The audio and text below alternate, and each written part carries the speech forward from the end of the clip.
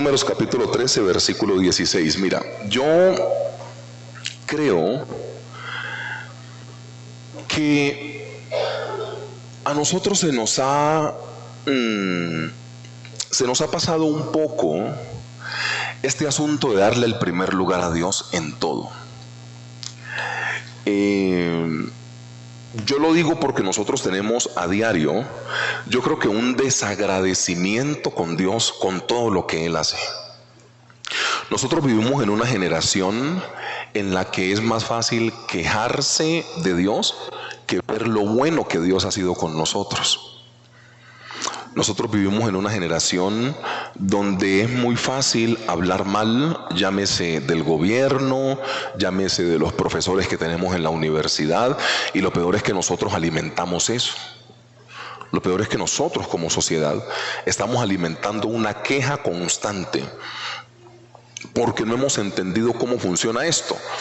El asunto, bíblicamente hablando, es adorar a Dios a tiempo y afuera de tiempo, cuando las cosas van bien y cuando las cosas van mal. Pero nosotros nos hemos educado como en una generación o en una sociedad que está muy bien con Dios cuando todo está fluyendo como ellos quieren. Y pues perdón, hermanos, pero el que prometió que todo iba a estar bien y el que prometió regalos sin pagar un precio fue Satanás. Dios nunca prometió eso. O sea, en la tentación que el diablo le hace al Señor Jesús en Lucas 4 y en Mateo 4, el diablo fue el que prometió todo fácil, el diablo fue el que prometió que todo iba a estar bien, y el diablo fue el que dijo que no había que pagar ningún precio. O sea, eso lo prometió el diablo, no Dios. O sea, yo algunas veces veo un poco de confusión porque el cristiano se frustra mucho cuando le toca estar en dificultad. El cristiano se desespera mucho cuando tiene algún tipo de problema. Y la verdad es que Dios no prometió nada diferente, porque Él tiene que formar nuestro corazón. Mira, el asunto de la formación es un asunto tan maravilloso y tan esencial para la vida de los creyentes que el descuidarlo nos lleva a otro tipo de cosas. Nosotros no queremos ser formados espiritualmente hablando. Mira que nosotros nos preparamos para todo, algunas veces menos para lo que es la obra del Señor. Me explico. A nosotros no nos duele prepararnos en todo lo que tenga que ser externo. O sea, todo lo que tiene que ser externo o lo que pueda llegar a ser externo, nosotros nos preparamos para ello. Entonces, es muy fácil escuchar frases tales como no, es que ahora una carrera ya no es suficiente, pastor. ¿Te das cuenta que antes la exigencia era el bachillerato? Después se pasó a la universidad.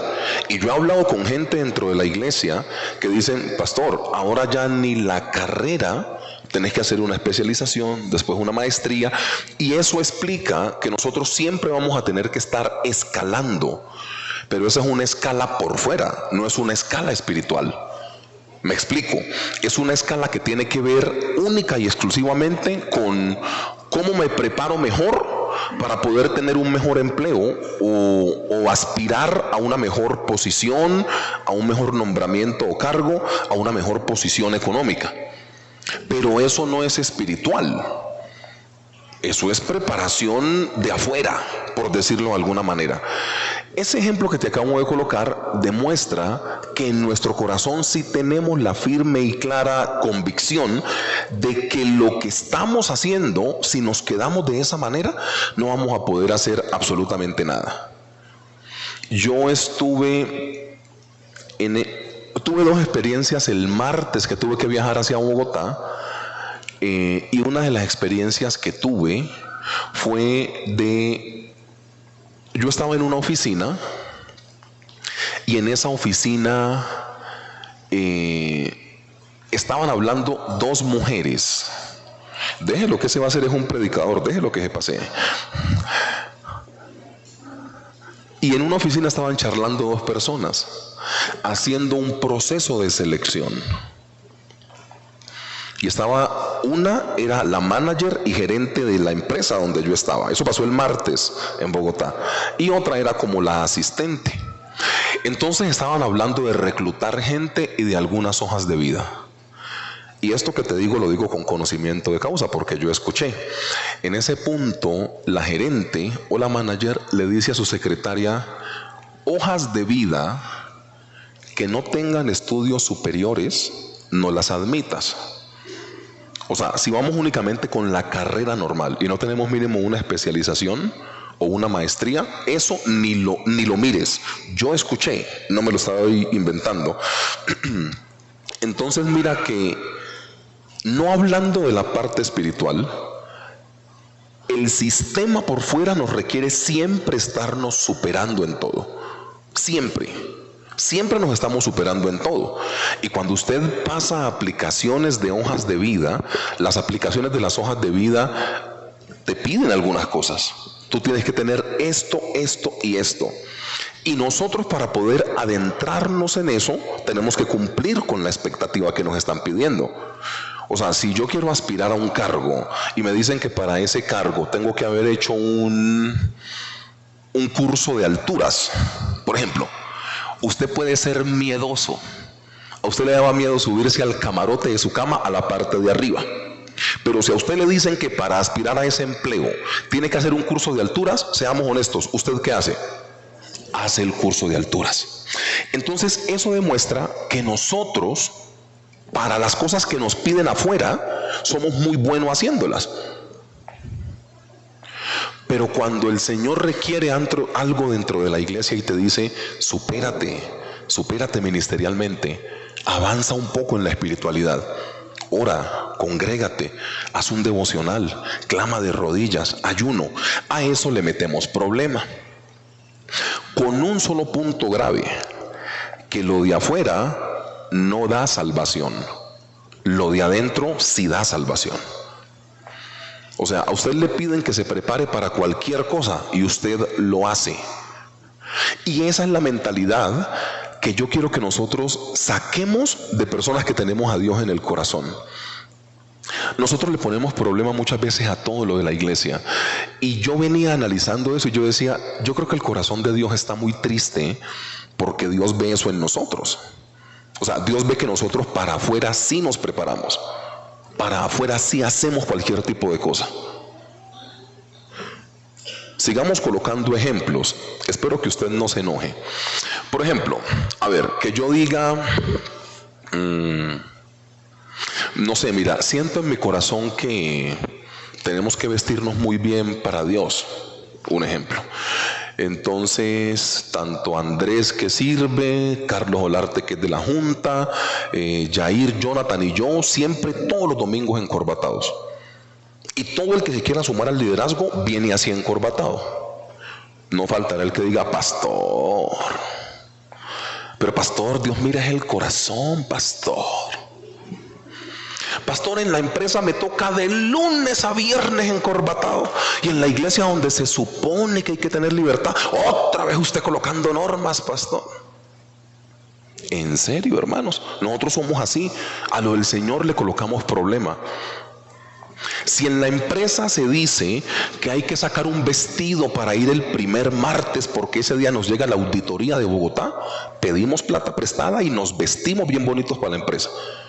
Pero vaya y digamos en la iglesia, por ejemplo, no sé, el ministerio de danzas de la iglesia va a empezar con X tal cosa. Entonces, padres de familia, colaboren y compren un vestido para sus niños. Pastor, no hay, la pandemia nos dejó jodidos, pastor, la pandemia. Hermanos, nosotros somos así. Si tu jefe en la empresa te dice que tienes que trabajar un domingo, lo trabajas. Algunas veces a la iglesia no vienes el domingo. Si el jefe en tu empresa, tu gerente, tu presidente, tu supervisor, te dice que hay que trabajar horas extras, a regañadientes vas y haces las horas extras. Pero en la iglesia hay que venir un día más temprano o más tarde. Pastor, pero mira, esa conducta demuestra que nosotros en algunas cosas somos muy desagradecidos con Dios, el que nos dio la vida. Y yo pienso eso en mi corazón. Nosotros a lo de la iglesia siempre le vamos a sacar un pero, siempre. Y yo creo que era la actitud que con predicaciones como estas que vamos a tener, sobre todo la de hoy y la dentro de 8 días que tenemos el servicio de primicias, la gente fue formada por Dios de otra manera, porque esto es antes de meterse a la tierra prometida. Números 13 tiene esa historia de cómo Dios al final termina diciéndole a la gente: sean agradecidos porque yo los he sostenido hasta ese punto. Y nosotros estamos hablando de que ya un proceso ha pasado en este punto. O sea, ya van muchos años de caminata. Están reconociendo una tierra y están por encima de todas las cosas siendo sostenidos por Dios. Entonces, iglesia, confiemos un poco más en el Señor y agradezcámosle un poco más y tengámoslo a Él en el primer lugar. Números 13, en el versículo 16 en adelante. Tenga la amabilidad y le busca. Números 13, 16. Estos son los nombres de los varones que Moisés envió a reconocer la tierra. A Oseas, hijo de Nun, le puso Moisés el nombre de Josué. Los envió pues Moisés a reconocer la tierra de Canaán, diciéndole, subid de aquí al Negev y subid al monte, y observad la tierra como es, y el pueblo que la habita, si es fuerte o débil, si poco o numeroso, cómo es la tierra habitada, si es buena o mala, cómo son las ciudades habitadas, si son campamentos o plazas fortificadas, y cómo es el terreno, si es fértil o estéril, si en él hay árboles o no. Esforzaos y tomad del fruto del país. Y eran tiempos de las primeras uvas. Y ellos subieron y reconocieron la tierra desde el desierto de Sin hasta Rehob, entrando en Hamat.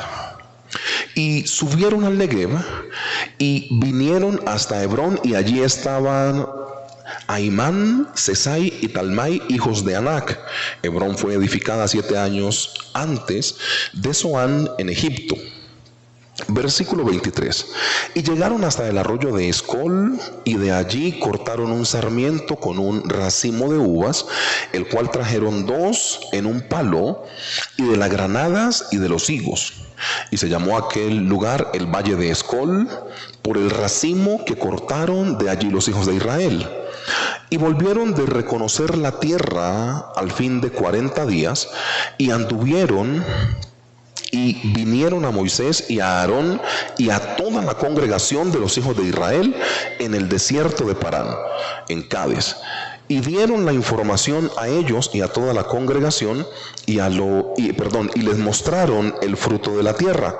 Y les contaron diciendo: nosotros llegamos a la tierra a la cual nos enviaste, la cual ciertamente fluye leche y miel. Este es el fruto de ella. Mas el pueblo que habita aquella tierra es fuerte, y las ciudades muy grandes y fortificadas. Y también vimos allí a los hijos de Anac. Amalek habita el Negev, y el Eteo y el Jebuseo y el Amorreo habitan en el monte, y el Cananeo habita junto al mar y a la ribera del Jordán. Versículo 30. Entonces Caleb hizo callar al pueblo delante de Moisés y dijo: subamos luego y tomemos posesión de ella, porque más podremos nosotros que ellos. Mas los varones que subieron con él dijeron: no podremos subir contra aquel pueblo, porque es más fuerte que nosotros.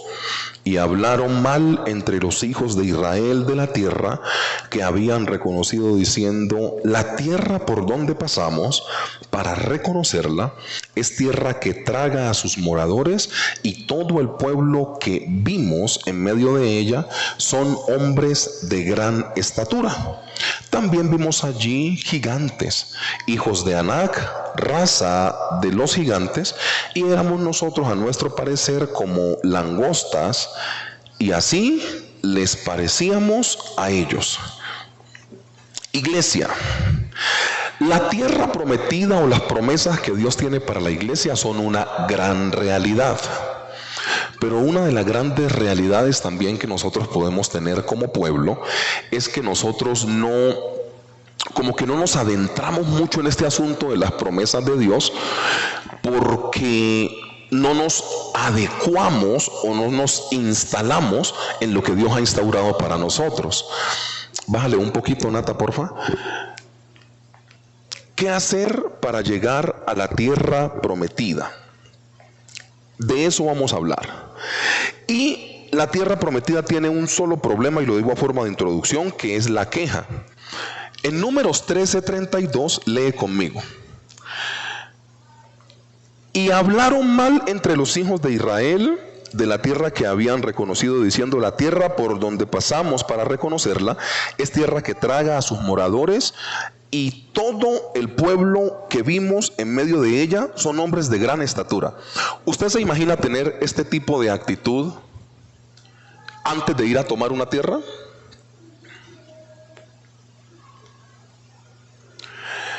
Aquí Dios no está mintiendo. Cuando ellos fueron a la tierra, ellos llegan con un reporte: ciertamente es una tierra que fluye leche y miel. O sea, lo que Dios les había prometido estaba, ¿sí o no? Estaba. Pero con todo y eso ganó la queja. Si algo tuvo como común denominador la nación de Israel, es que se quejaron del primer día hasta el último día.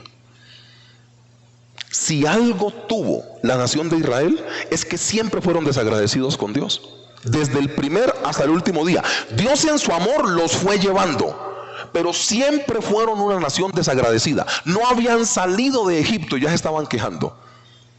Y Dios les fue puliendo y les tuvo paciencia y les tuvo paciencia. Iglesia, perdón, ¿a ustedes no se les hace muy raro salir a trabajar enojados porque tenemos que ir a trabajar? Es rarísimo. Cuento la segunda experiencia que tuve en Bogotá, en la 152 con Boyacá. El martes tuve que entrar a una oficina, y una de las personas que estaba como con un abrigo encima, haciendo como así, como un pollo mojado, pues hacía: ay, Dios mío, Dios mío. Entonces yo pues analicé únicamente y ya. Entonces me dijo: ay, no, Dios mío, este frío de Bogotá. Y está haciendo calor en todo el país, pero te lo aseguro. Yo decía: no, esta vieja es como un marciano, esta viene de otro lado, porque yo estaba acalorado. Entonces me dice: uy, no, esto aquí está. Entonces me dice: uy, qué frío tan terrible, ¿no? Yo le dije: no, el clima es una bendición. Y yo le digo a esa persona que se llamaba Sofía, yo le dije: Sofi, ¿vos cuántos años tenés en Bogotá?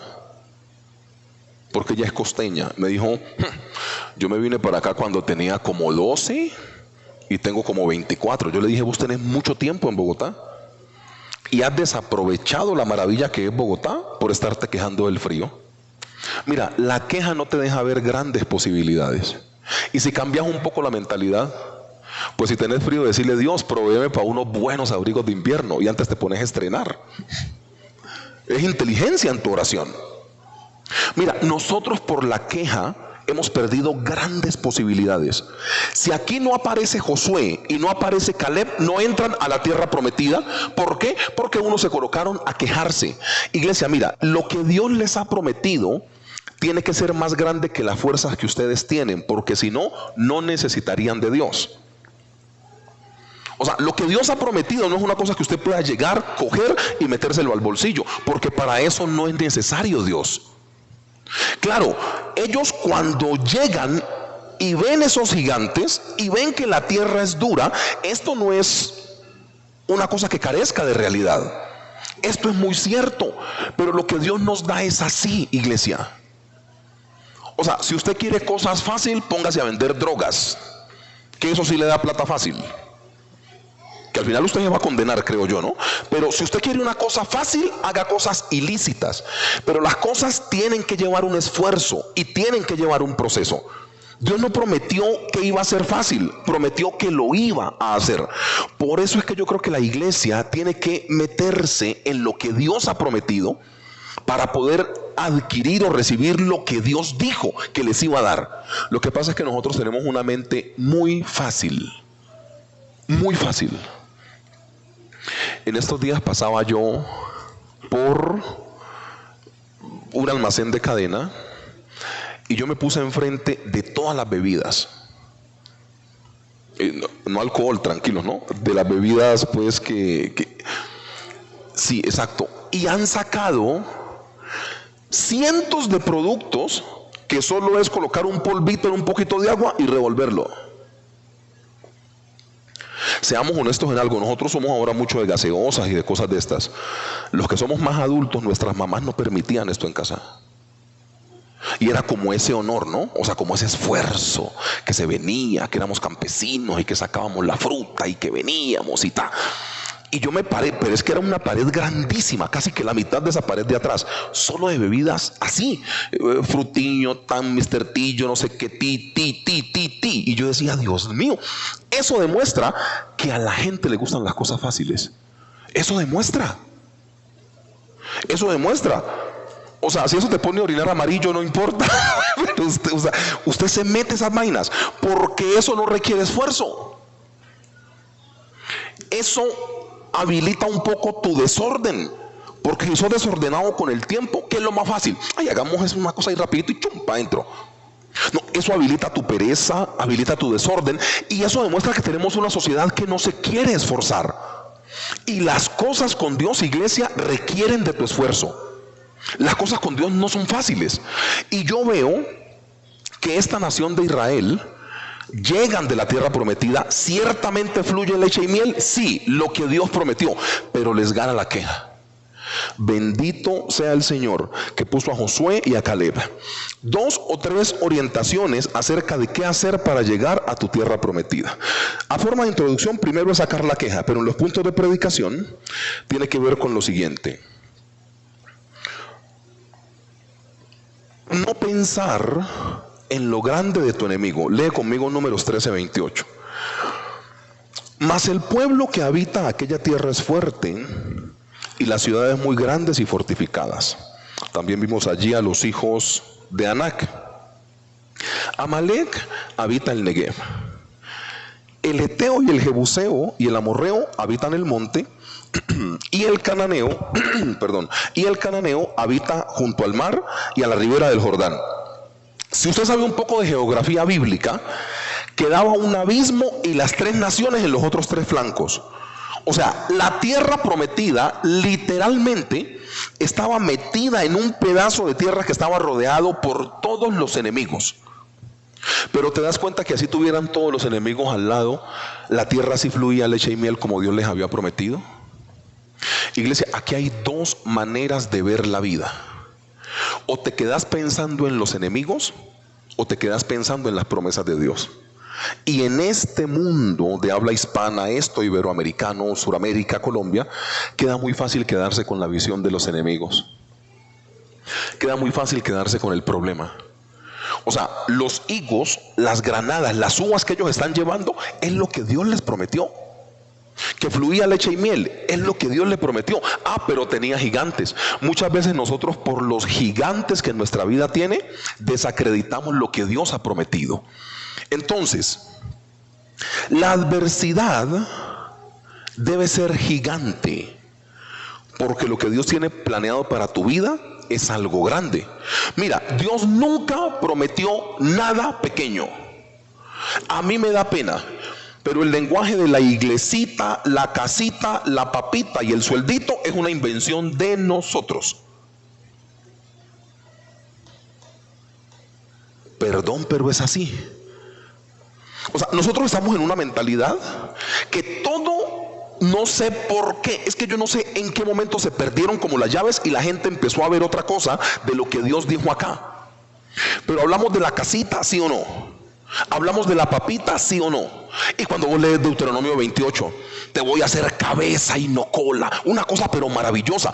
Por eso muchas veces no podemos adentrarnos en las bendiciones de Dios, porque tu mente no ha sido transformado al lenguaje bíblico. Y al que se mete al lenguaje bíblico le dicen pretencioso. Y al que se mete al creerle a las bendiciones de Dios como Dios las plantea en la Biblia, le dicen, ay, pero tan arrogante, no aspire a tanto. Mira, todo nuestro lenguaje tiene que ver con pobreza, tiene que ver con lo poco. A ver si me responden esta. ¿Y usted cómo está? Bien, ahí como cuando usted ya, estamos jodidos. El lenguaje que tenemos es ese. Pregúntale a alguien cómo va. Primero te dice todos los males que tiene y después te dice, pues aquí vamos caminando. ¿Qué es eso? ¿Usted cómo está? No, jodido, la ciática me tiene jodido. Hoy me salieron varices y la diabetes y la tensión. Pero aquí vamos caminando. ¿Por qué tu lenguaje es de pobreza? ¿Por qué tu lenguaje es de enfermedad teniendo el Dios que tenés? ¿Usted cómo va? Ahí como cuando usted era pobre. O sea, mira, ¿ustedes entienden que hay poder en la palabra que uno confiesa? Mira, el primer problema para que usted y yo heredemos lo grande de Dios es que nuestra mente y nuestro lenguaje no son grandes como Dios. A ver algunos ejemplos. La palabra dice que Él te da lo suficiente o hasta que sobreabunde.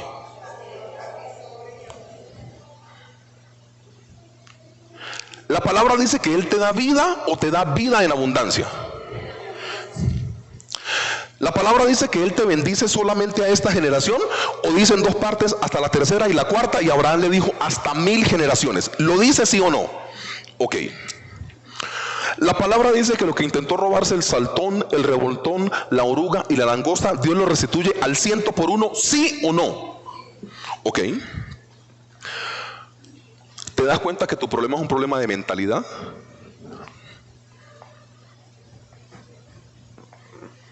Tu problema es un problema de mentalidad. Y cuando tu mente piensa eso, tu boca va a confesar exactamente lo mismo. ¿Ustedes saben qué significa que las uvas tienen que llevarla entre dos hombres con un palo? Nosotros nos emocionamos con una uva chilena, que algunas veces nos sale una así. Y hay una uva chilena, ay Señor, una uva grande, amén. No, eran unas uvas que dos hombres grandes tenían que llevar con un palo. Imagínate el nivel de bendición. Pero Dios les pone eso, y esto, que es que los enemigos son grandes. Ahí está, fluía leche, fluía miel, los higos y las granadas están. Lo que Él dijo te lo puso. ¿Cuál es tu problema? Tu mentalidad y tu boca. El problema tuyo es que no te metes en la mentalidad de Dios. Y esto no es de plata, esto no es evangelio de prosperidad, pero es una cosa de creerle al Señor como Él dijo. Mire, yo voy a hacer una pregunta con todo respeto, no se vayan a ofender conmigo, pero yo intento enseñarles lo que la palabra del Señor dice. ¿Por qué cuando tú vas a comprar un carro, tienes que comprar un carro de segunda?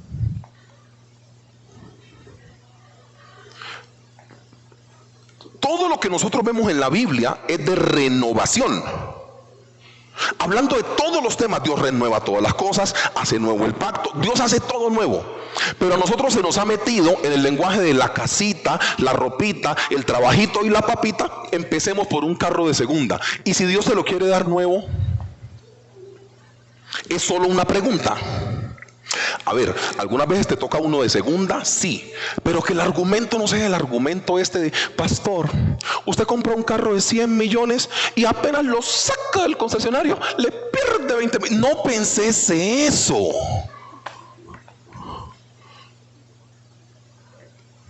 Mi hermano, ya me estoy como agitando. No, en serio. O sea, Dios te quiere bendecir con algo nuevo. Los que le decimos a Dios no somos nosotros. Después no nos quejemos. Entonces usted compra ese carro de segunda. Mire, esto pasó.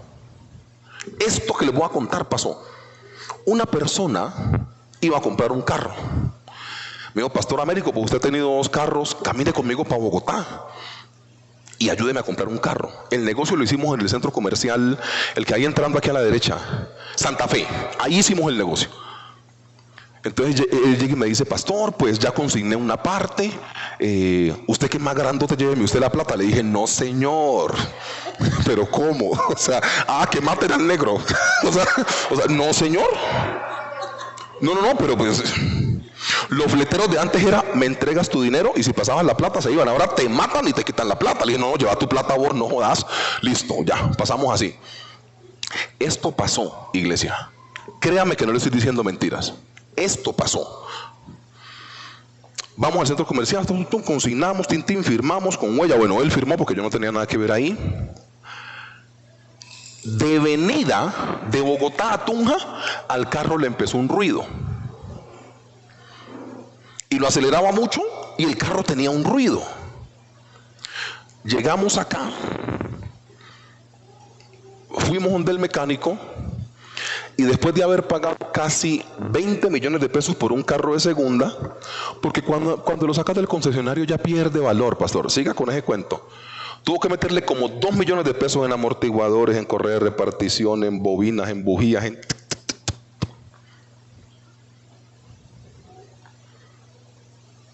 ¿Te das cuenta que perdemos por no creerle a Dios?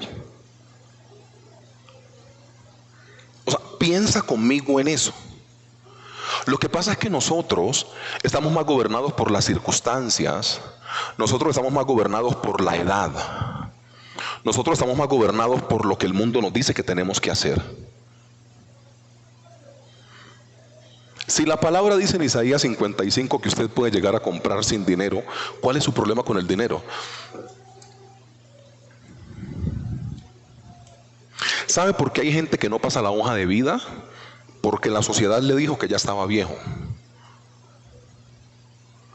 O sea, Dios tiene una cosa rara con los viejos. Abraham lo llamó a los 75 años. Abraham lo llamó a los 75 años. A Moisés lo puso a trabajar bien a los 80 años. Y hay gente de 40, 50 y 60 que sostienen que son viejos. ¿No han entendido que si Dios dice que los va a usar a esa edad, los usa? Pero nomás es que el mundo les diga, ya estoy viejo, ya estás viejo, y no lo haces. ¿Por qué o sea, mira, estoy hablando de los gigantes que ya la iglesia tiene en su cabeza, aún leyendo las promesas de Dios. Venga, ¿y usted por qué paga arriendo después de 20 años? No, pastor, es que yo como que no gano mucho dinero, que pues vaya y cotice. No, es que el banco me va a decir que no. Pero ¿por qué tienes la mentalidad de decir que no antes de que haya? O sea, si ese día pasa un milagro y Dios hace algo, ¿qué pasa?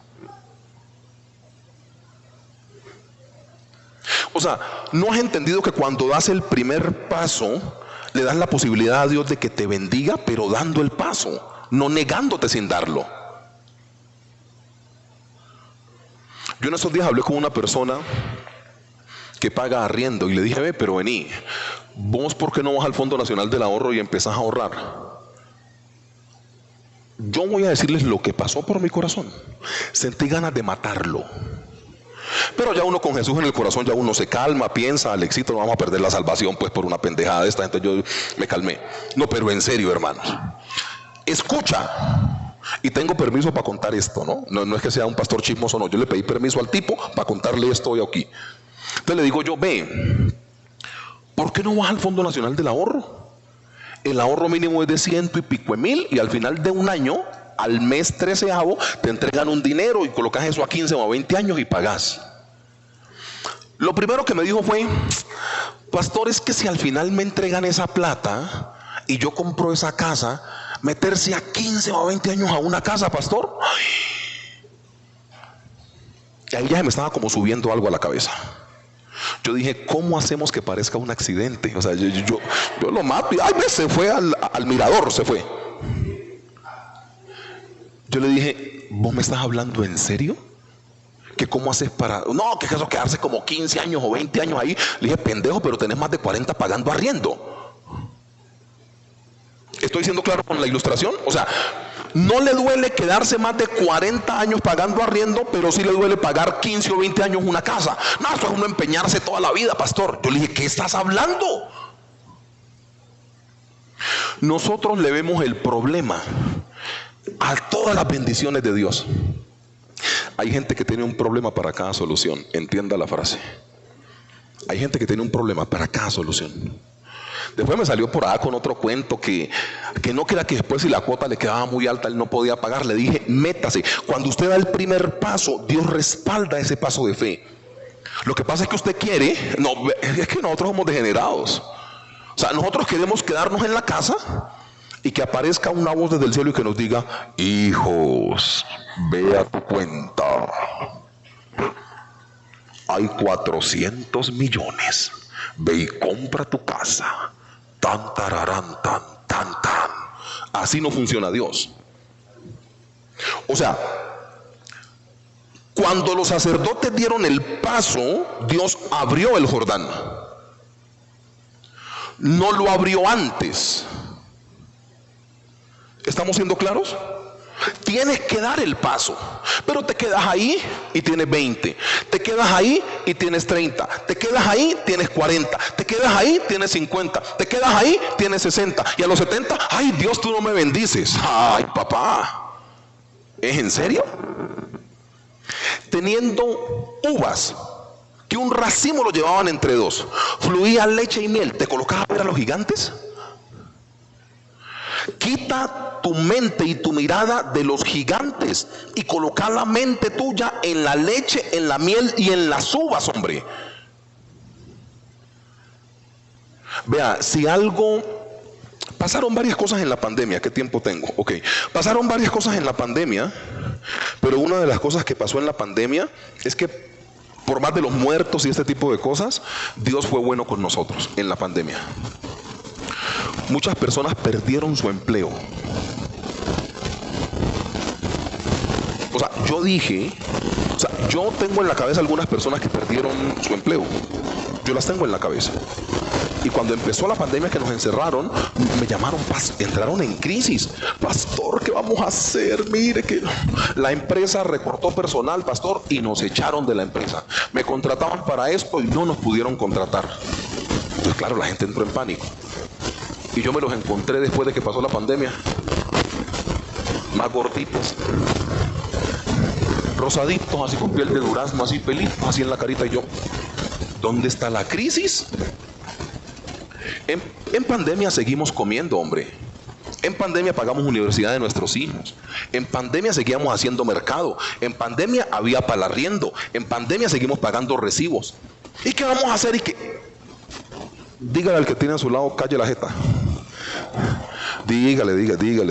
Al que tiene al otro lado, dígale, calle la jeta. O sea, no se preocupe usted de dónde va a pagar. Eso lo hace el Señor. Usted no se meta en eso, hermano. En serio, esos que me llamaron en crisis, pastor, ¿qué vamos a comer? Me los encontré después más gordos, con ropa nueva, con otro carro. Yo no te estoy diciendo mentira, yo me los encontré. Entonces te das cuenta, iglesia, que el asunto es un asunto de no colocarse las gafas de Dios. Dios fue tan bueno con algunos en pandemia que los puso a trabajar desde la casa. Le seguían pagando lo mismo. Trabajaron desde la casa y eras degenerado. Te ponías a picar la papa y colocabas la reunión y apagabas la cámara. Eras degenerado.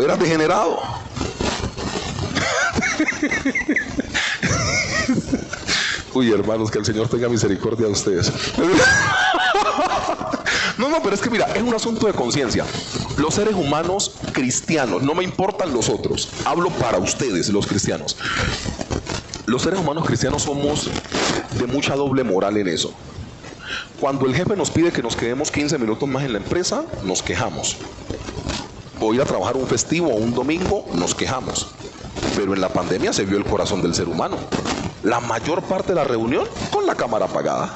Y estabas concentrado ahí cumpliendo 8 horas de trabajo. Te estabas haciendo manicure, te estabas limando las patas, te estabas depilando, te estabas haciendo otra cosa. Y cuando aparecía algo para hacer la charla interesante, no, gerente, pero mira, y si miramos otra perspectiva, ¡ping! Y seguías acá en lo tuyo. O sea, sos jodido. Somos jodidos. Ay, iglesia. Iglesia, mira, no pienses en lo grande de tu enemigo. Yo creo que esta predicación tiene que llevarte a desempolvar un poco los sueños. ¿Qué has querido siempre? Piensa un poco en eso. Doy como el espacio, piensa un poco en eso. Queda un punto de predicación y terminamos. Pero piensa en eso. ¿Qué has querido siempre? ¿Cuál fue tu sueño que la pandemia supuestamente te dijo que no? ¿Qué es lo que siempre quisiste? Porque si no das el paso de fe, ¿cómo lo vas a lograr? O sea, fe no es lo que se nos ha enseñado muchas veces. Y es que Dios pone todo. Algunas cosas son luchadas, hermanos. Algunas cosas tienen que ser luchadas. Tienen que ser luchadas. No pensar en lo grande de tu enemigo es lo primero. Y lo segundo es ver las cosas como Dios las ve. Ve conmigo a Números 13:30. Números capítulo 13, versículo 30.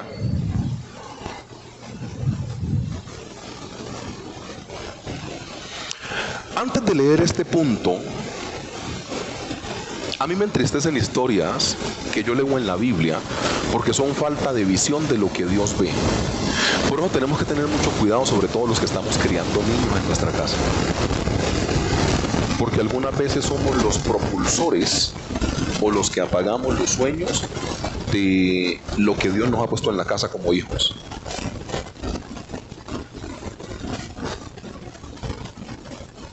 Entonces puede ser que tu hijo todo el tiempo le esté pegando a cosas, y puede ser que Dios tenga un baterista. Vos ves un niño que molesta.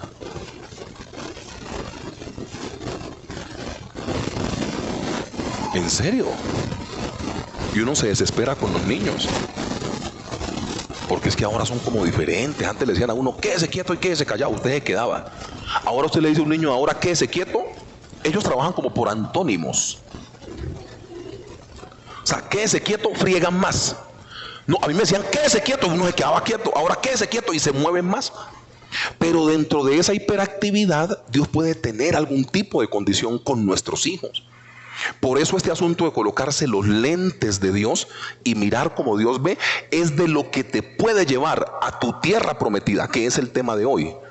Eso es lo que te puede meter a donde Dios quiere.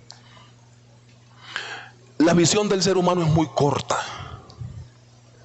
Es muy corta. Números 13:30. Entonces Caleb hizo callar al pueblo delante de Moisés y dijo, subamos luego y tomemos posesión de ella, porque más podremos nosotros que ellos. Busque Números 14, tenga la amabilidad, váyase a Números 14. Números 14, versículo 6. Y Josué, hijo de Nun, y Caleb, hijo de Jefone, que eran de los que habían reconocido la tierra, rompieron sus vestidos y hablaron a toda la congregación de los hijos de Israel diciendo, la tierra por donde pasamos para reconocerla es tierra en gran manera buena. Paremos la lectura ahí. Josué y Caleb fueron con los otros 10, ¿cierto? Los 12 vieron lo mismo, ¿cierto? Pero ¿por qué Josué y Caleb, habiendo visto lo mismo, confiesan una cosa y los otros 10 otra? ¿Te das cuenta que el asunto es un asunto de enfoque? O sea, o te adecuas a lo que Dios te está diciendo, o empiezas a hacer locuras. Mira, en la palabra de Josué y de Caleb, cuando les toca hablar, hablaron de gigantes, que era tierra que tragaba a sus moradores, que éramos como langosta en comparación. O sea, Josué y Caleb jamás dijeron esto, habiendo visto lo mismo. ¿Por qué Josué y Caleb hablan desde otra perspectiva a los otros 10? Hermano, vea, este asunto de tener a Dios en el corazón, y así tiene que ser. ¿Cómo ves la pandemia? Hay dos visiones de la pandemia. Entonces, ¿la pandemia fue una cosa que llegó a destruir al mundo, o la pandemia fue una cosa que nos enseñó que sí somos capaces, que tenías un emprendedor metido en tu corazón? La pandemia hizo que la gente sacara cosas que no sabía que tenía. Es en serio. Algunas personas murieron, sí, yo no voy a decirte que no. La economía del país bajó, sí, bueno, eso entre comillas. Usted puede entender que desde el día que se inventó los días sin IVA, en pandemia fue el día que la gente más gastó. Recuerda que dieron como una libertad y que la gente fue y se liberó y se contagió por pendejos. O sea, no, ¿te acuerdas? El presidente Duque nos encierra por un tiempo y después de un tiempo dice, no, la economía hay que moverla. Entonces se inventa un día sin IVA. de los 30 días sin IVA que tenemos en el país, ese ha sido en el que más la gente ha comprado presencialmente, no virtual, presencial. Estábamos en crisis, ¿no? Bueno, es que somos jodidos. ¿Te das cuenta que Josué y Caleb, cuando hablan, confiesan las promesas de Dios? Pero los otros 10 confiesan lo que sus ojos están viendo. Te hago una pregunta: ¿qué vas a confesar? O confiesas lo que ves, o confiesas lo que Dios te dijo que iba a hacer. Si la iglesia entendiera el poder que tiene en la lengua, hablaría mejor del país. Yo estuve en Bogotá el martes y había una llamita en el cerro de Monserrate, de donde yo estaba, en la 30 con 52, ahí lo veía. Fuimos a almorzar, regresamos, se prendió todo el cerro de Monserrate, todo el cerro, todo. Iba a decir algo que un pastor no puede decir. Mejor les dejo el corazón sano a ustedes porque... No, pero en serio, porque es que hay gente que es muy chistosa. Pero mira, el desastre está, pero ¿qué confiesa tu boca? O sea, todo lo que Dios había prometido se heredó por Josué y Caleb. Personas que así estuvieran viendo un desastre, confesaron con su boca lo que Dios había prometido en la Biblia. ¿Sabes cuál es tu problema? Que vos andás por la vida repitiendo lo que la gente de afuera dice, no repitiendo lo que la Biblia dice. Ese es tu problema. Ese es tu problema. Entonces nuestros hijos son presos en casa de no recibir de papá y mamá lo que dice la Biblia. Usted nunca va a cambiar, otra vez lo mismo, pero este sí que jode, es hiperactivo, lo hubiera entregado al bienestar. O sea, cosas de esas, qué terribles. No, mentira. En serio, hermanos. Y vuestros hijos profetizarán. ¿Por qué no confesás eso? Y vuestros jóvenes verán visiones. Que esos jóvenes de ahora, pastor, no, esos jóvenes son complicados, son jodidos, pastor. Esos jóvenes, no, esos jóvenes de ahora, esos jóvenes, y mal. Si vos lees la Biblia, mira, yo le aseguro que yo puedo notar cuando una persona ha leído la Biblia o no. Porque usted no se pone a confesar pendejadas, hermano. Usted habla lo que la palabra dice sobre la gente. Y como la palabra tiene poder, usted puede tener el hijo más hiperactivo y que se mueva y que no haya dado muy resultado. Pero usted empieza a confesar la palabra sobre ese hijo. Dios toma el corazón de ese hijo. Pero si su hijo se equivoca y pero usted es siempre lo mismo y me hace perder plata y no sale con nada y no se pone a estudiar y jode con lo mismo, pues usted está confesando con su boca eso. No estoy diciendo que usted sea el culpable, porque su hijo es el que toma las decisiones. Pero ¿por qué no le haces un poco de contrapeso confesando lo que la palabra del Señor dice?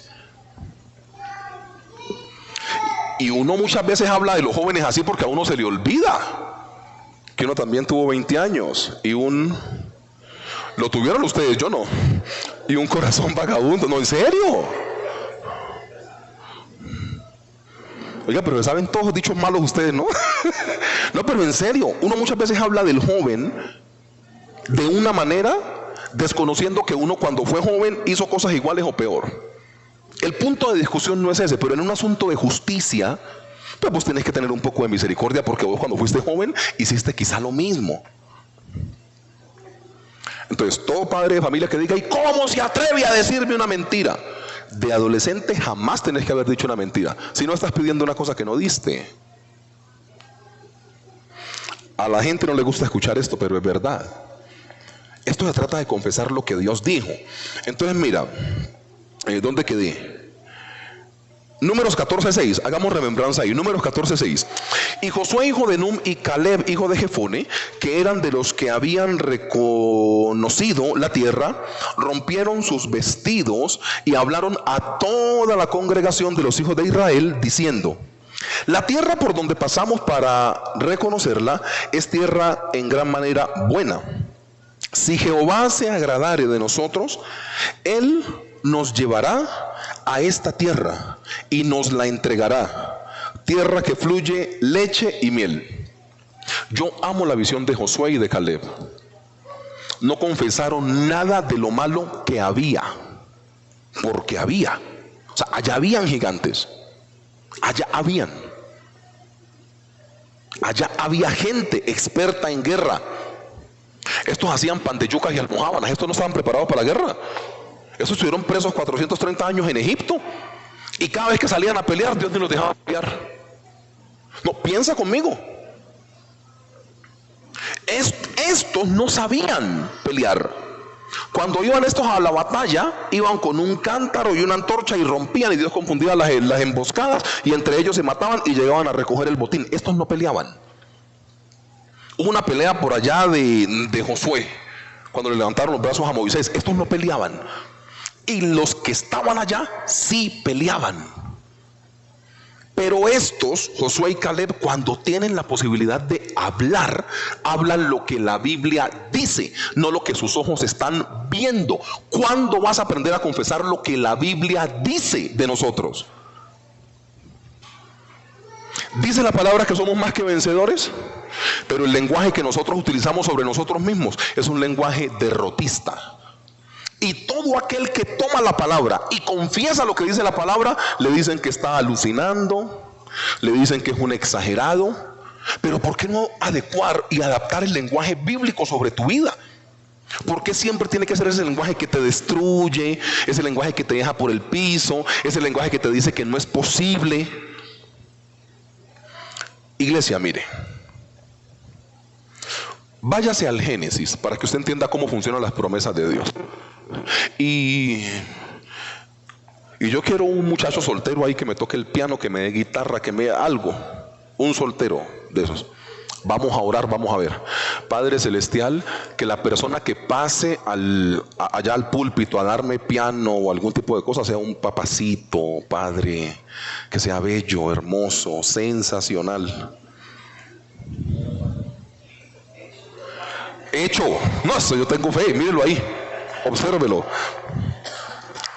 Iglesia, miren, ¿qué son las promesas bíblicas? Es un asunto muy sencillo. Obedézcale a Dios y Dios hace lo que tiene que hacer. En todo esto de las generaciones, cuando Dios empieza la promesa cíclicamente con Abraham, sus hijos no fueron perfectos. De ahí para allá hubo generación que tenía su complicación. Pero lee conmigo Génesis 12, versículo 7. La palabra del Señor dice: y apareció Jehová a Abraham, aquí no le ha cambiado el nombre, ¿no? Y apareció Jehová a Abraham y le dijo: a tu descendencia daré esta tierra. Y edificó allí un altar a Jehová, quien le había aparecido.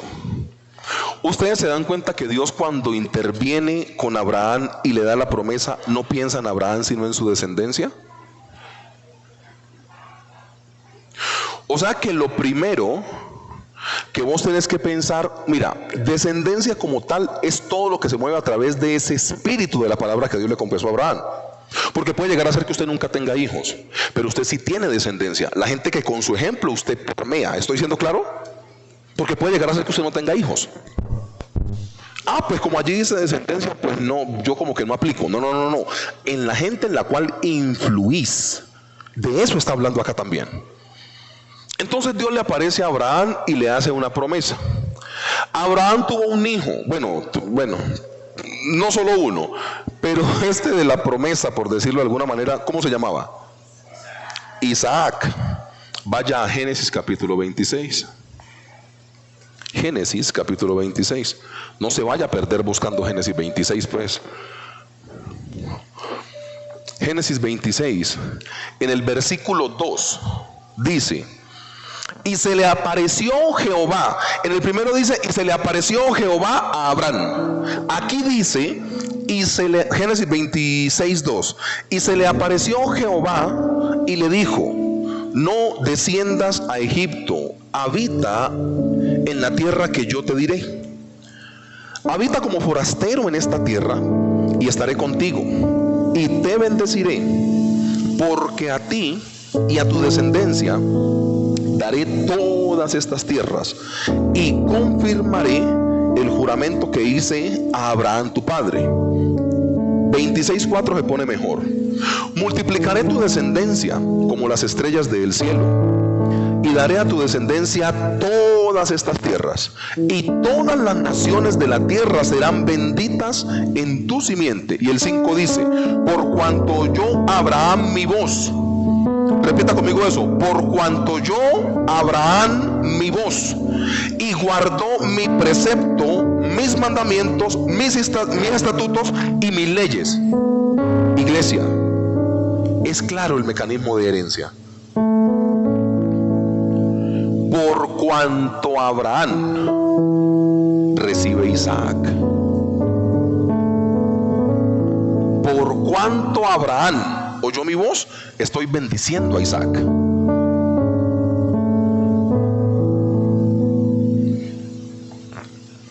El tercero en la línea patriarcal, ¿cómo se llama? Jacob. Vaya conmigo a Génesis 28, versículo 13. Génesis 28, 13. La palabra del Señor dice: y he aquí, Jehová estaba en lo alto de ella, el cual dijo: yo soy Jehová, el Dios de Abraham tu padre, y el Dios de Isaac. La tierra en que estás acostado te la daré a ti y a tu descendencia. El 14 dice: será tu descendencia como el polvo de la tierra, y te extenderás al occidente, al oriente, al norte y al sur. Y todas las familias de la tierra serán benditas en ti y en tu simiente. He aquí yo estoy contigo, dice el 15, y te guardaré por donde quiera que fueras, y volveré a traerte a esta tierra, porque no te dejaré hasta que haya hecho lo que te he dicho. ¿Te das cuenta que Dios le promete una cosa a Abraham? Y porque Abraham piensa en generaciones, Dios continúa con la misma promesa. ¿Sabes cuál es tu problema cuando le pides a Dios? Que pides para ti, no para tu generación. Qué pena, pero es así, bíblicamente está establecido. El problema tuyo es que pides para ti, para tu beneficio, por un solo momento. No pides para la generación. Siempre que tu oración sea sacrificial, uno solo se sacrifica por el resto del pueblo, el asunto funciona. Siempre, no hay duda en esto.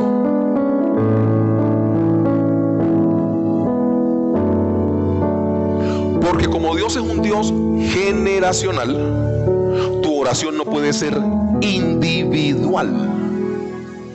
Reitero esto: como Dios es un Dios generacional, tu oración no puede ser una oración individual. Tu oración tiene que ser para poder bendecir a otros. Entonces esas oraciones de Dios, bendíceme y dame cosas porque ya sufrí mucho, Dios no contesta eso. Pero si tu oración lleva como contenido el bendecir a otras personas, el pasar a la siguiente generación, te aseguro que Dios te responde. Dios, ¿por qué muchas veces no responde? Porque nuestra oración está llena de egoísmo y quieres un beneficio propio y no el beneficio comunitario. Donde usted le ponga oraciones en el oído a Dios que digan que usted quiere, es para poder darle a los demás, Dios le provee. Cuando es para bendecir al pueblo, Dios no tuvo problema. Pero cuando eran personas arrogantes que únicamente querían para ellos, Dios sí tuvo muchos problemas. para poder bendecir a esa gente. Entonces Dios le hace una promesa a Abraham, que la cumple en Isaac, que la cumple en Jacob, y después llega José y pasa lo mismo, y Efraín y Manasés, que es la línea que viene, y pasa lo mismo. Dios no se equivoca. Lo que pasa es que tu oración, iglesia, algunas veces está presa de un poco de egoísmo, y eso sí está mal. Yo termino diciendo esto: ¿para qué le pides a Dios lo que le pides?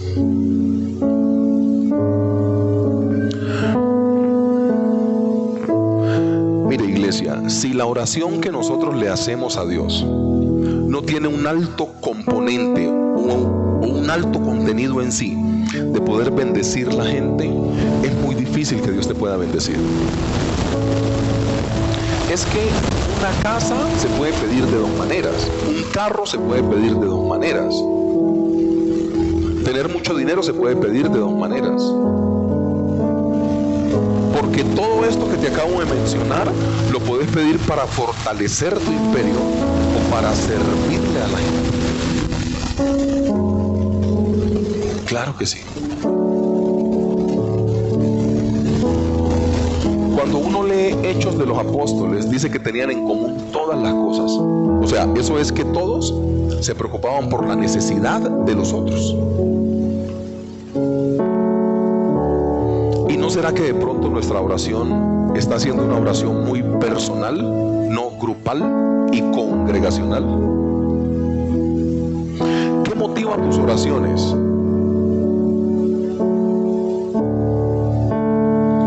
Caleb y Josué nunca hablaron de nada diferente a lo que Dios había prometido para todos. Si Él nos lo prometió, Él lo cumple. Todos estos mecanismos que hay de poder buscar cosas para usted solo tienen su problema al final con Dios. Si usted es sacrificado, mucho mejor.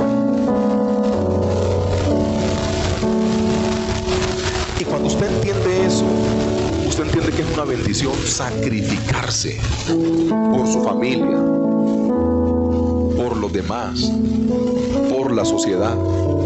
Y usted se levanta a trabajar con amor, así le toque duro, así le paguen poquito, así su jefe sea injusto con usted. Si Dios está utilizando eso para poder llevar una libra de arroz a su casa, usted se siente bien. Que se va el egoísmo. Tienes una mentalidad de Dios: así yo sea el que me tengo que sacrificar para llevar algo a mi casa, lo hago con amor. Y así el tiempo en el trabajo se te pasa rápido, no te pasan cosas malas. Pero esa gente que se levanta bloqueada diciendo otra vez a trabajar, y Dios te hace perder el trabajo y te quedas en la casa, otra vez aquí en la casa. Yo no entiendo a la gente. No, en serio, no los comprendo. En serio, hermanos, ¿ustedes no creen que es una bendición tener trabajo? Así sea haciendo lo que sea. Es una bendición. Es una bendición. Sino que en esta generación se nos ha olvidado un poco el agradecimiento. A esta generación se le ha enseñado un poco más a pelear en contra del gobierno, a quejarse de las autoridades que tiene, a ser una generación irrespetuosa. Pero cuando uno piensa en lo que Dios ha establecido en la palabra, Dios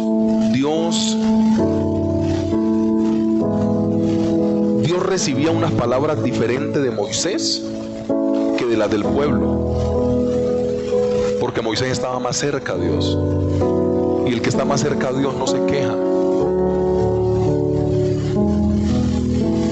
Cuando usted se queja de Dios, eso muestra diametralmente la distancia que usted tiene de Él.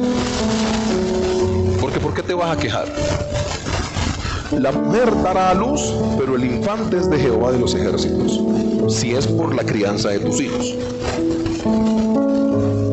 Mío es el oro, mía es la plata, si es por problemas financieros. Si espada de hambre, castigo o pestilencia intentase levantarse en contra de nuestra morada, nosotros nos presentaremos delante de esta casa y delante de ti, porque tu nombre está en esta casa. Y a causa de nuestras tribulaciones tú nos oirás y salvarás, si es por protección. también prometió en la cruz del Calvario que ninguno de tus huesos sería quebrantado, porque su sangre te cubre y te protege, si es por tu salud. Entonces, la plata está cubierta, protección está cubierta, salud está cubierta, todo está cubierto. ¿Por qué te quejas? Porque estás lejos de Dios. ¿Tenés un corazón para poderte quejar?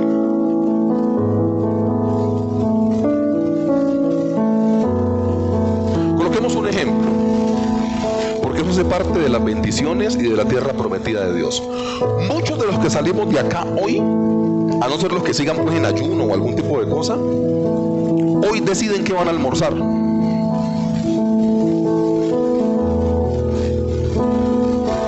Yo estuve de Bogotá de martes a viernes y me encontré gente sacando comida de las basuras.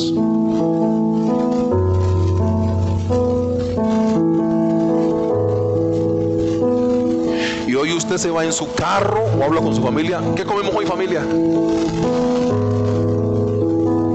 Entonces de pronto uno de la familia dice, compremos un pollo. Y otro dice, ay, ya no van a salir alas de tanto pollo. Ya no van a salir de alas, tantas plumas ya de tanto pollo. Pero hay la posibilidad de comprar. En serio. Nosotros muchas veces obedecemos a los antojos que tenemos.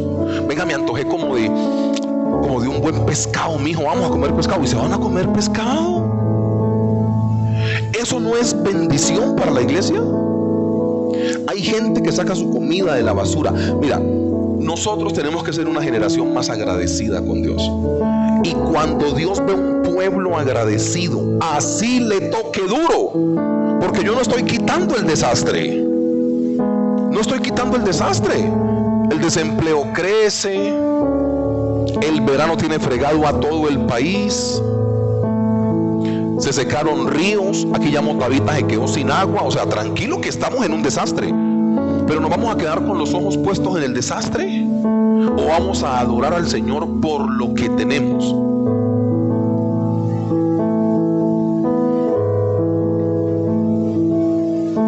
No debería decirlo, pero públicamente lo digo. No estoy de acuerdo con el alza en los combustibles, yo. Pero hemos ido y hemos podido tanquear.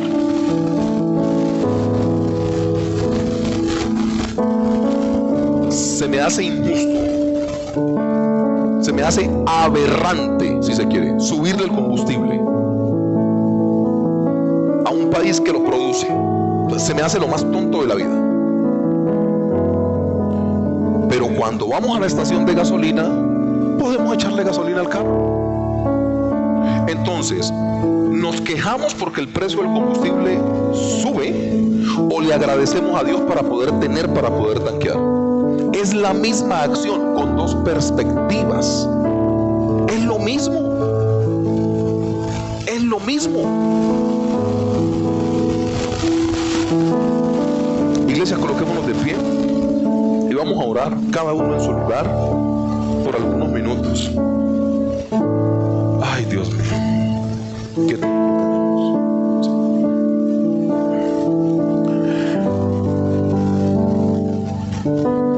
Ellos pudieron entrar a la tierra prometida cuando Josué y Caleb tomaron la vocería. Ellos venían de un mecanismo de quejarse de Dios y estaban a un pasito de la tierra prometida y seguían quejándose de Dios, anulando la entrada a la tierra. Pero aparece Josué y Caleb. Y yo en esta oración voy a interceder para que usted se vuelva el Josué y el Caleb de su familia. No se queje tanto. Yo sé que fácil no le ha tocado, pero no se queje tanto.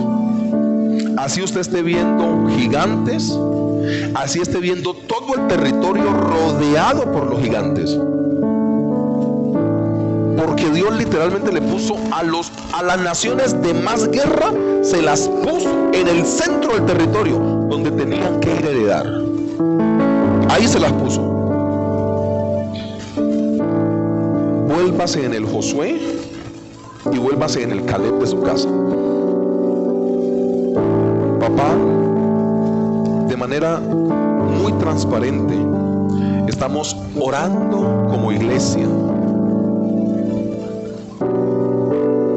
De manera muy transparente queremos pedirte, por favor, que tú quites quites la queja de nuestra boca. Saca de nuestra mentalidad, Padre Celestial, el quejarnos, porque la queja nos impide ingresar a la tierra prometida. Saca de nosotros lo que no es pertinente para ti. En todo tiempo te alabaremos, porque tú eres Jehová. No importa lo que estemos pasando, a esta iglesia la enfermedad no le quitará la adoración. La escasez financiera no le quitará la adoración. El quebranto de salud crónico no le quitará la adoración. El perder una casa o un carro no nos quitará la adoración hacia ti. El no tener dinero no nos quitará la adoración hacia ti. Que nuestros hijos no vayan por buen camino y así nos hayamos esforzado mucho, no estén dando el resultado que nosotros queremos, eso no nos quitará la adoración hacia ti. Tú te mueves a través de un corazón generoso, a través de un corazón benevolente, a través de un corazón arrepentido y a través de un corazón que te ama independiente de las circunstancias. Porque si nosotros te aplaudimos cuando tú nos bendices, pero nos quejamos cuando tú dispones otra cosa en nuestra vida, estaríamos siendo unos hijos muy interesados, que únicamente aman a papá y a mamá cuando papá y mamá hacen lo que nosotros queremos. Señor, aquí está esta iglesia que te ama con todo el corazón, no importando nada.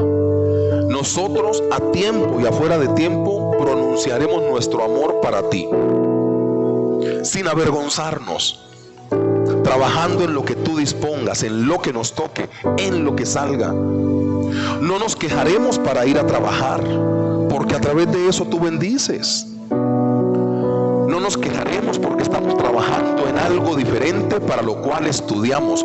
Esta iglesia no se queja de eso. Esta iglesia agradece que aún teniendo estudios en un asunto, nos pones a trabajar en otros. Cuando la iglesia se queja, es porque está lejos de Dios. Porque cerca de ti, como lo estuvo Moisés, es imposible quejarse. Papá, ponemos delante de ti esta reflexión de adentrarnos en esa tierra prometida. A la tierra prometida únicamente entraron la casa de Josué y la casa de Caleb, porque tuvieron corazones agradecidos y se dedicaron a confesar con sus bocas lo que tú habías prometido sobre ellos, no lo que sus ojos le dijeron. Por eso, Padre Celestial, que seamos una iglesia y una generación que no se guíe por la vista, sino por lo que tú has confesado en la Biblia de nosotros. En el nombre glorioso de Cristo Jesús, ¿qué tal si le das un aplauso al Rey de Reyes y Señor de Señores? Te bendecimos, Señor. Recibe adoración y alabanza de tu iglesia. Tú eres santo, Señor. Iglesia, Guerrero Moncada, ayúdenme por favor. Vamos así de pie a tomar las ofrendas del pueblo para Dios. Iglesia, si usted no ha visto algún movimiento en la iglesia de los ministerios, es porque nosotros como comunidad de fe no hacemos nada hasta que no hagamos el culto de consagración de las primicias. Eso se va a hacer dentro de 8 días. Entonces, dentro de 8 días nosotros presentamos nuestras ofrendas de primicias al Señor, y después de eso empiezan los jóvenes, la escuela de adoración que tenían los ensayos. De ahí empezamos absolutamente todo, pero no sin consagrar empezamos, ¿ok? Si alguien requiere un sobre, levante la mano, los hermanos pueden servirle. Si no, se toma su ofrenda en su mano y vamos a orarle a nuestro Señor. Ay, Dios mío.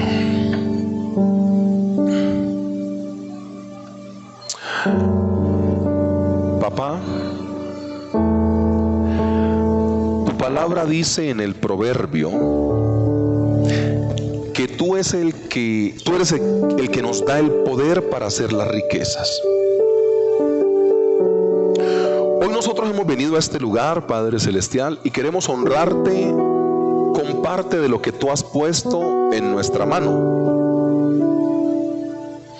Nosotros no ofrendamos para torcerte a ti el corazón, ni para que tú nos des el doble. No. Nosotros no lo hacemos ni con tristeza ni por necesidad, porque tú amas al dador alegre.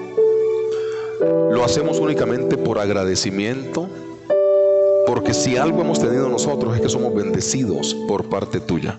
No lo hacemos como quien compra un milagro, porque no es el dinero el que mueve tu corazón. Lo hacemos sencillamente como tú mandas en la palabra: cada uno dé como dispuso en su corazón. Si nosotros hoy estamos extendiendo las manos hacia el frente para poder colocar una ofrenda en el alfolí, es porque antes las hemos extendido hacia arriba para poder tomar bendición del cielo y bajar a la tierra. Yo oro por mis hermanos y sus familiares, que nunca falte el alimento en su comedor, en la alacena, en la nevera, en la despensa y en el buffet. Que nunca, Padre Celestial, los que están aquí y ningún ser humano en el mundo se acueste sin probar un alimento. Ponemos delante de ti de lo que tú nos diste primero, porque esa es la ventaja que tenemos contigo. Te estamos dando de lo que tú ya previamente nos diste. Lo hacemos en total libertad, en el nombre glorioso de Cristo Jesús. Amén y amén. Los hermanos que desean pasar a ofrendar en total libertad pueden hacerlo. Padre Celestial, gracias. Tu palabra dice que todo aquel que es fiel a ti, Padre Celestial, encuentra en ti reposo y regocijo para su alma. Que nunca falte el alimento en la casa, que es promesa de parte tuya, y entregamos a ti, Padre Celestial, de lo que tú previamente nos has dado. Gracias damos a ti por tu palabra y por este tiempo de ofrenda en el cual te demostramos nuestra gratitud, Padre Celestial, con esta pequeña semilla que los hermanos han decidido entregar a ti. En el nombre glorioso de Cristo Jesús. Amén y amén. Iglesia, yo les invito a que no se pierdan ningún servicio, lógicamente. Pero si el domingo que viene ustedes pueden estar acá, sería genial. En nuestra congregación del culto de primicias explicaremos por qué tomamos primicias del pueblo. Todo va a ser muy claro, pero sí sería muy bueno que nosotros consagráramos. Yo voy a pedirle un favor especial. No vaya a pensar que el pastor se volvió místico, medio brujo. El pastor, ¿cómo sale con eso? No, yo siempre les he pedido que nosotros podamos traer algo de lo que Dios ha puesto de bendición en nuestra mano. Por ejemplo, si usted es un ingeniero y usted trabaja en eso, tráigase el casco. ¿Sí me entiende? O sea, no es nada raro. No es ruda, mejorana, hierba luisa, las lentejas, no es nada de eso. No, una cosa simple. Si usted necesita consagrar su familia al Señor, traiga una foto de su familia. Entonces venga, ya, Gilma y Rosario, que me trabajan con esto, sí vamos a tener 2 mesas. Sí, mi amor.